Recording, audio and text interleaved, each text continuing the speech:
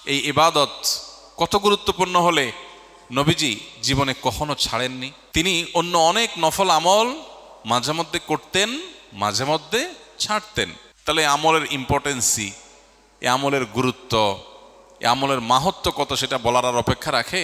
রমাদানের অবশিষ্ট দিনগুলোর মধ্যে সবচেয়ে গুরুত্বপূর্ণ আমলের নাম হলো এতেকাফ, যেটা রমাদানের শেষ দশকে করতে হয়।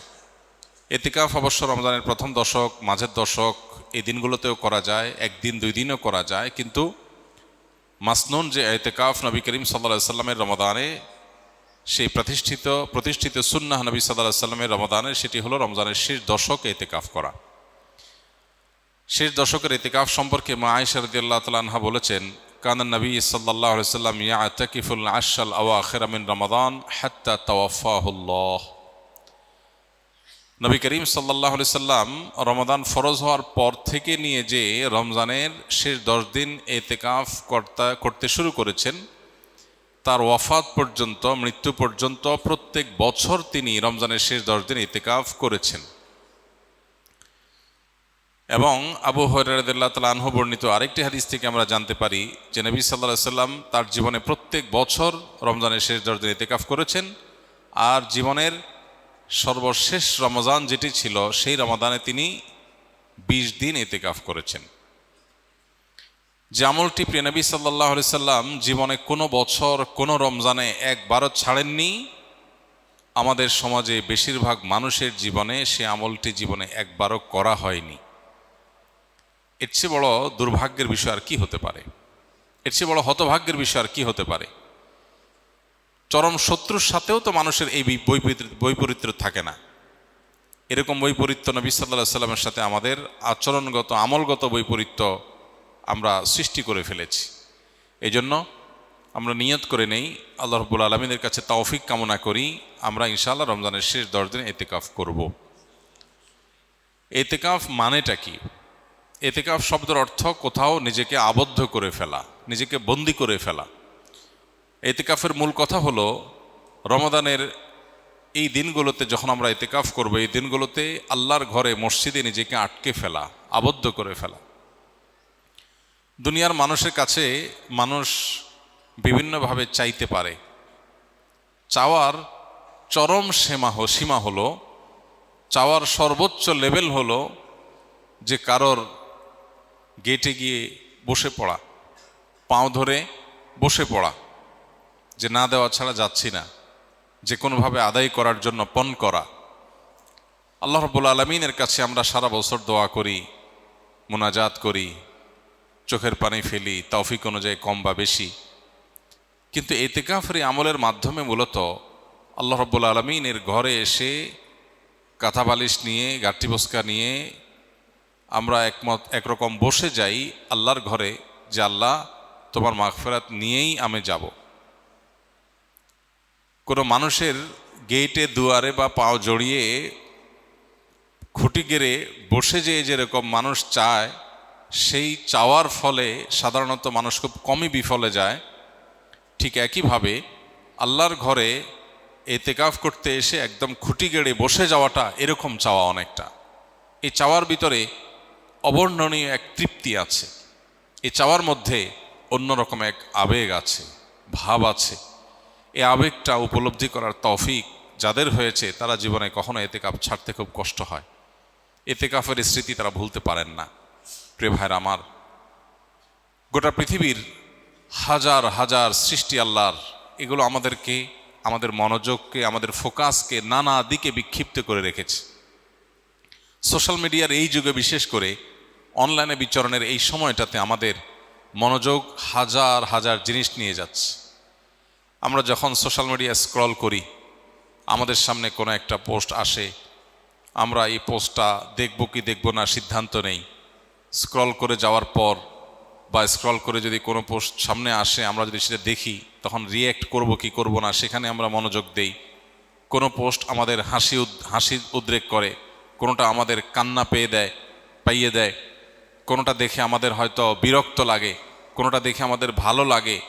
আমাদের অনুভূতি, আমাদের আবেগ, আমাদের সিদ্ধান্ত, এগুলো এত ভাগে বিভক্ত যে পরিপূর্ণ আল্লাহ রাব্বুল আলামিনের প্রতি মনোযোগী হওয়ার সুযোগ, পরিপূর্ণ আল্লাহর দিকে ফোকাস দেওয়ার সুযোগ। আল্লাহর দিকে ফোকাস তো অনেক পরের বিষয়, নিজের নফসের প্রতি ফোকাস দেওয়া, নিজের ভালোর চিন্তা করার সুযোগটা আমাদের দিন এবং রাত 24 ঘন্টা আমরা ব্যয় করে একটু বের করতে পারি না। বেশিরভাগ মানুষ শেষ কবে নিজেকে নিয়ে ভেবেছেন? বয়স কত হয়েছে, গন্তব্য কোথায়, আমার কোথায় যেতে হবে, আমি কি আসলে জান্নাতে যেতে পারবো, আমি যে ট্র্যাকে আছি সেই ট্র্যাকের শেষ মাথা কি জান্নাত নাকি জাহান্নাম, আমার নিজের কল্যাণের জন্য আমি ভাবনার সুযোগ পর্যন্ত পাই না। আমরা এত ব্যস্ত, এই বস্তুবাদী পৃথিবী আমাদেরকে এত এঙ্গেজ করে ফেলেছে, এত ব্যস্ত করে ফেলেছে, নিজের জন্য সময় দেওয়ার সুযোগটা আমাদের নাই। আমরা ব্যস্ত। আমাদেরকে জিজ্ঞেস করা হয় কেন ব্যস্ত? আমাদের ক্যারিয়ারের জন্য ব্যস্ত, আমাদের নিজের উন্নতির জন্য ব্যস্ত, আমাদের সামাজিক অবস্থানের জন্য ব্যস্ত। অথচ এই সব ব্যস্ততার আড়ালে আমাদের নিজের অনন্ত অসীমকালের যাত্রার, আমাদের রবের এই বিষয়গুলোর প্রতি ফোকাস বা মনোযোগ দেওয়ার সুযোগ আমাদের হয় না। এই বাস্তবতায় এই ইতিকাফ আরও বেশি আমাদের জীবনে রিলেভেন্ট এবং গুরুত্বপূর্ণ। এরকম বিক্ষিপ্ত মনোযোগ যখন কোনো সমাজে চরম আকার ধারণ করে, আমরা 2 রাকাত নামাজ পরিপূর্ণ মনোযোগের সাথে, দুনিয়ার কোনো দিকে মনোযোগ যাবে না, পরিপূর্ণ আল্লাহর দিকে মনোযোগ থাকবে। আল্লাহ বলেছেন আকিমিস সলাতা লিযিকরি, তোমরা সালাত কায়েম করো আমার স্মরণের জন্য। আল্লাহ বলেছেন তার স্মরণের জন্য সালাত কায়েম করতে, নামাজ আদায় করতে। এখন আল্লাহর স্মরণ যেন হয়, এটা নামাজের উদ্দেশ্য। তারপর নামাজের মধ্যে আল্লাহর স্মরণ থাকবে। এখন আমাদের নামাজের অবস্থা হয়েছে এমন যে আল্লাহ ছাড়া সব কিছু স্মরণ হয়। 2 রাকাত নামাজ শুরু থেকে শেষ পর্যন্ত পরিপূর্ণভাবে পড়ব, কিন্তু মনোযোগ আল্লাহ ছাড়া অন্য কোনো দিকে যাবে না। এই চ্যালেঞ্জ আমরা কয়জন মানুষ নিতে পারবো? কয়জন মানুষ আমরা এই চ্যালেঞ্জ নিয়ে সফল হতে পারবো? চ্যালেঞ্জ নিয়ে দেখেন যে নামাজ শুরু করেন, নফল নামাজ 2 রাকাত নিয়ত করেন, একদম সালাম ফেরানো পর্যন্ত একবারের জন্য ছেলে মেয়ে, ফ্যামিলি, বিয়ে শাদী, মা বাপ, ব্যবসা বাণিজ্য, কাজ কাম, পড়ালেখা, ক্যারিয়ার, সোশ্যাল মিডিয়া, বাইরের কোনো জগৎ, কোনো কিছুর প্রতি মনোযোগ থাকবে না, পরিপূর্ণ আল্লাহর দিকে মনোনিবেশ করবেন। এরকম 2 রাকাত নামাজ পড়া সহজ না কঠিন দেখেন চিন্তা করে, প্রিয় ভাইরা আমার। অথচ আমাদের দিনে কতগুলো রাকাত নামাজ পড়া লাগে, সেখানে 2 রাকাত নামাজেও আমরা এই মনোযোগ দিতে পারিনি। পৃথিবীতে যারা সফল হয়েছেন, যারা জাগতিক বিচারে সফল হয়েছেন, সফল ব্যবসায়ী, সফল ক্রীড়াবিদ, সফল চাকরিজীবী, সফল পেশাজীবী, যেই কোনো মানুষ তার জগতে সফলতা অর্জন করেছেন, সাফল্য অর্জন করেছেন, সাফল্যের জাগতিক সংজ্ঞায় বা প্রচলিত অর্থে সাফল্যই বোঝাচ্ছি আমরা। এই মানুষগুলোর জীবনী, এই মানুষগুলোর লাইফস্টাইল, এই মানুষগুলোর যে সারা জীবনের অভ্যাস, এগুলোকে নিবিড়ভাবে পর্যবেক্ষণ করার পর অনেক গবেষকদের দাবি হলো সেই সব মানুষরাই জীবনে সবচেয়ে বেশি সফল হয়েছে যাদের জীবনে ডিপ আওয়ারের পরিমাণ, পূর্ণ মনোযোগের সাথে কাজ করার পরিমাণ যত বেশি, তাদের জীবনে সাকসেসের রেশিও তত বেশি। অর্থাৎ আপনি কোনো কাজে পরিপূর্ণ মনোযোগ কতক্ষণ রাখতে পারছেন, এটা আপনার সাফল্যের অনেক গুরুত্বপূর্ণ একটা শর্ত। যে একটা কাজ করতে গিয়ে 5টা কথা মনে আসে, একদিকে চলে গেলে আরেক দিকে তার মাথা চলে যায়, তার জন্য সাফল্য খুব কঠিন। যে কোনো কাজ করার জন্য পরিপূর্ণ মনোযোগ দিয়ে করে, জগতে যাই হোক সে তার কাজ থেকে সরে না।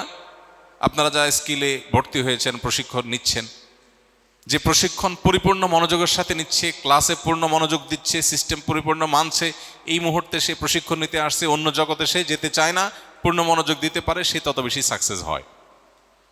যারা স্কিল থেকে ট্রেনিং শেষ করে এখন বিভিন্ন জায়গায় জবে আছেন, যে ব্যক্তি তার জবের দিকে যত বেশি মনোযোগ দিবে, যত বেশি ফোকাস দিবে, তার কাজটাই সবচেয়ে গুরুত্ব পাবে, অন্য দিক থেকে মনোযোগ সরিয়ে এদিকে যত বেশি মনোযোগ ইনভেস্ট করতে পারবে, সে চাকরিজীবী হিসাবে তার ওই কাজের জগতে তত বেশি সাকসেস হবে।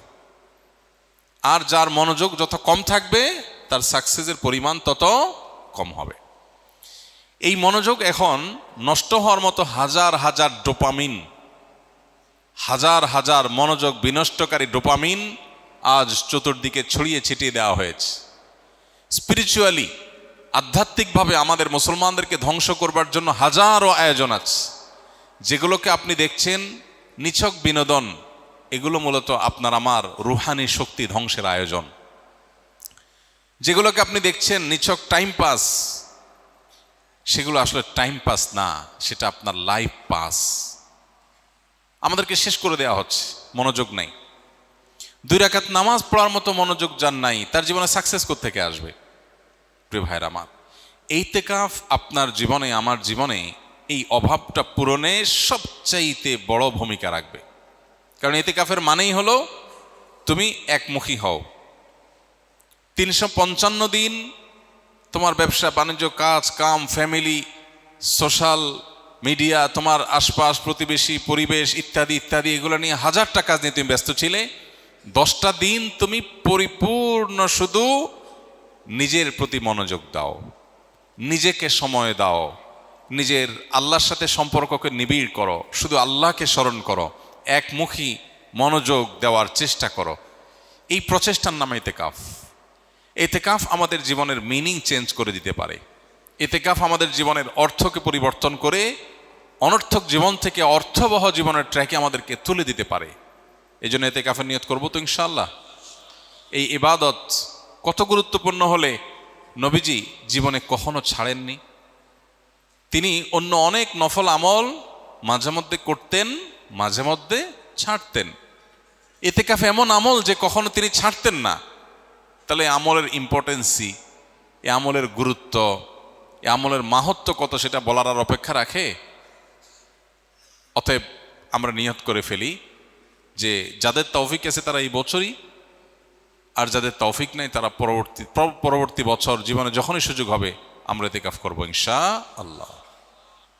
শয়তান আমাদেরকে মিথ্যা কথা বলে, আমাদেরকে দূরে সরায়। যে কোনো ভালো কাজ করতে আপনি যখন নিয়ত করবেন, শয়তান দেখবেন আপনার সামনে নানান চ্যালেঞ্জ সামনে এনে হাজির করবে। শয়তান আপনাকে বলবে, তুমি যদি ইতিকাফে বসো তোমার কাজ কামের কি হবে, ফ্যামিলি চলবে কিভাবে, তোমাদের কেরিয়ারের ক্ষতি হবে, এরকম নানান মিথ্যা কথা শয়তান এসে বলবে। শয়তানকে বলতে হবে, আমি যদি ইতিকাফের সময় শুরু হওয়ার আগে মরে যাই, হাত পা ভেঙে হসপিটালে ভর্তি হয়ে যাই, অ্যাডমিট হয়ে যাই, আমার কাজগুলো কি সব থেমে থাকবে? পৃথিবীর সব যেটা যেখানে আছে সেখানে স্টপ হয়ে যাবে? যেহেতু আমি হসপিটালে অ্যাডমিট আছি, আমি সুস্থ হওয়ার পরে আবার সব চলবে এরকম? তাহলে আমি কোন মিথ্যা জুজুর ভয়ে আমার আমলকে পিছাচ্ছি? আগামী রমজান পর্যন্ত হায়াত পাবো সেটাও তো আমি জানি না। এই জন্য ভাই ইতিকাফে বসার নিয়ত করবো তো ইনশাআল্লাহ। আল্লাহ আমাদের সবাইকে তৌফিক দান করুন। ইতিকাফে যারা বসবেন তাদের উদ্দেশ্যে বলতে চাই যে ইতিকাফে বসে সোশ্যাল মিডিয়া, ফেসবুক স্ক্রল অথবা মোবাইলে অতিরিক্ত ব্যস্ততা, আড্ডা, এগুলো বাদ দিয়ে পরিপূর্ণ আল্লাহর স্মরণ, দোয়া, রোনাজারি, কোরআন তেলাওয়াত, লম্বা লম্বা রাকাতে নফল নামাজ, ওয়াজ ও নসিহা, দ্বীনি বই পুস্তক পড়া এবং বেশি বেশি আল্লাহর স্মরণ করা, এগুলোর মধ্য দিয়ে এ 10টা দিন কাটাবার চেষ্টা করি। আমাদের অভ্যাস খারাপ হয়ে গেছে, আমরা আল্লাহর দিকে মনোনিবেশ করে দীর্ঘ সময় থাকতে পারি না। এই জন্যই আমাদের ট্রিটমেন্ট হলো একটা লম্বা পিরিয়ড, এই 10 দিনের পুরো সময়টা নিজের বিরুদ্ধে যুদ্ধ করা, সংগ্রাম করা, অভ্যাসটাকে পরিবর্তন করার চেষ্টা করা। এটাই আমাদের দুনিয়া এবং আখিরাতের সাফল্যের অন্যতম সিক্রেট হিসেবে কাজ করবে। আল্লাহ রাব্বুল আলামিন আমাদের সবাইকে নবী সাল্লাল্লাহু আলাইহি সাল্লামের হারিয়ে যাওয়া অবহেলিত এই আমলটিকে পুনরায় জীবিত করার তৌফিক দান করুন। মসজিদে মসজিদে ইতিকাফের জন্য সিরিয়াল পড়ার কথা, ইতিকাফের জায়গা পাওয়া যাওয়ার কথা না, কিন্তু দুর্ভাগ্য আমাদের মুসলমান সমাজে ইতিকাফ করার জন্য লোক পাওয়া যায় না। লোক পাওয়া যায় না, 2 জন 1 জন 3 জনের বেশি লোক পাওয়া যায় না। গড়ে প্রত্যেকটা মসজিদে 2-3 জনের বেশি মানুষ ইতিকাফে বসানো যায় না, অথচ পুরো মহল্লাতে শত শত মানুষ বসবাস করছে। সবাই ব্যস্ত, সবাই ব্যস্ত। ব্যস্ততার এই মিথ্যা আমাদের শয়তান সারা জীবন দেখিয়ে যাবে, মনে রাখবেন। আপনার সামনে যেদিন মালাকুল মউত হাজির হয়ে যাবে সেদিন আপনার কোনো ব্যস্ততার অজুহাত কুলাবে না। জীবনের এই সুযোগ আমি আবার পাবো সে গ্যারান্টি আমার হাতে নাই। অনেক মানুষ ছিলেন আমাদের সাথে গত রমজানে, এই রমজানে নাই তারা আমাদের সাথে। অতএব জীবনের সকল ব্যস্ততাকে ঠেলে দিয়ে ইতিকাফে বসার নিয়ত করবো ইনশাআল্লাহ। কারোর যদি এমন হয় যে তিনি মসজিদে বসে কাজ না করলে এতেকাফের মধ্যে কাজ না করলে তার ফ্যামিলির রুটি রুজির ব্যবস্থা হবে না। এরকম সিরিয়াস লেভেলের গরিব যদি হয়, তাহলে মসজিদে বসে এমনকি মালামাল কেনাবেচা লাগলে ওলামা একরামের ফতোয়া আছে যে মালামাল বাইরে রেখে মসজিদে বসে সাথে কেনাবেচা সাধারণত জায়েজ নাই। এতেকাফকারী ব্যক্তির জন্য জায়েজ আছে যে বাইরে মালামাল থাকবে, তিনি ভিতর থেকে এটার কাজ করবেন, এখান থেকে পরিচালনা করবেন। যদি সেটা নিরুপায় লেভেলের হয়, একান্ত আর্জেন্ট কিছু হয়, সেটা তার জন্য করার সুযোগ আছে। আমরা অনেকে এতেকাফকে অহেতুক ভয় করি। আমরা মনে করি এতেকাফ মানে বোবার মতো বসে থাকতে হবে, 10 দিন কোনো কথাই বলা যাবে না। এরকম না। আপনার ফ্যামিলির খোঁজখবর আপনি নিতে পারবেন। খোঁজখবর নেওয়া এক জিনিস, আর খাজুরিয়া আলাপ আরেক জিনিস। খাজুরিয়া আলাপ করা যাবে না। প্রয়োজনীয় কথা, কারোর অসুস্থতা আছে তার খোঁজখবর নিলেন, কোনো প্রয়োজন আছে এটা সম্পর্কে গাইড করলেন, এগুলো আপনি করতে পারবেন। যারা এতেকাফে আছেন তারা নিজেরা আলাপ করতে পারবেন। আমাদের মধ্যে সব ক্ষেত্রেই প্রান্তিকতা। কিছু মানুষ আছে এতেকাফে বসে আড্ডা মারে, আর কিছু মানুষ মনে করে এতেকাফে বসলে বোবা হয়ে যেতে হয়। বোবা হওয়ারও নির্দেশ নাই, আবার আড্ডা মারারও অনুমোদন নাই, বরং প্রয়োজনীয় কথা বলা যাবে, কিন্তু বেশিরভাগ সময়গুলো আল্লাহর ইবাদত দিকে মনোযোগ দিতে হবে। রব্বে করিম আমাদেরকে এমন এতেকাফের তৌফিক দান করুক যে এতেকাফের স্বাদ মৃত্যু পর্যন্ত প্রতি রমজানে আমাদেরকে এতেকাফ করতে বাধ্য করে দেয়। জাযাকুমুল্লাহ খাইর।